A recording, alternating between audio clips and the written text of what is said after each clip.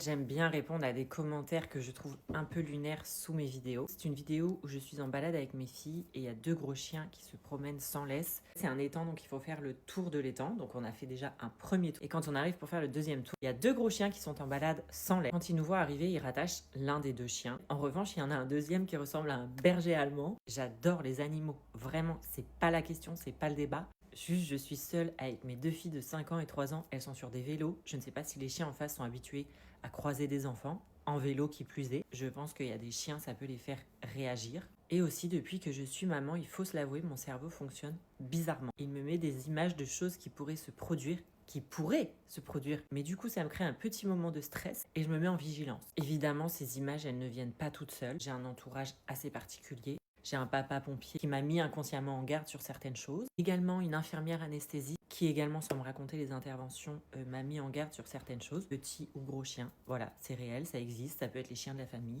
chiens des inconnus. Mais toujours est-il que quand je croise des animaux qui ne sont pas tenus en laisse, et même qui sont parfois tenus en laisse, je suis en hyper-vigilance. J'ai attendu, je me suis arrêtée, j'ai fait des petits signes pour dire que j'étais là. Vous êtes nombreux dans les commentaires à me dire t'avais qu'à t'approcher et leur demander d'attacher leur chien. Oui, mais je ne peux pas m'approcher en fait. Si je m'approche, pour moi, le périmètre de sécurité, il est plus bon. Crier, je vais pas crier. Le but, c'est pas non plus de créer une phobie à mes filles que j'ai et qu'elles n'ont pas à avoir. Ce qui s'est passé, c'est qu'on avait la possibilité à droite de continuer la balade, à gauche de rejoindre notre voiture. J'ai tout simplement posé une question dont je connaissais déjà la réponse à mes filles. Est-ce que vous voulez faire un tour, les filles, ou est-ce que vous voulez aller voir les chevaux de Tata? Voilà.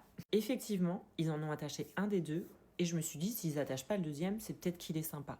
Mais j'avais pas envie d'aller voir. Beaucoup de commentaires qui sont durs, mais il y en a un que je trouve très vrai. C'est aussi le comportement des enfants envers les animaux. C'est du bon sens aussi de ne pas aller caresser un animal tant qu'on n'a pas demandé l'autorisation à son maître. J'adore les animaux.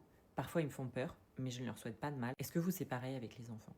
Voilà, juste essayez d'avoir un comportement à peu près exemplaire quand vous croisez un enfant. Mais ne viens pas chez moi voir mes filles, ta phobie sera confirmée.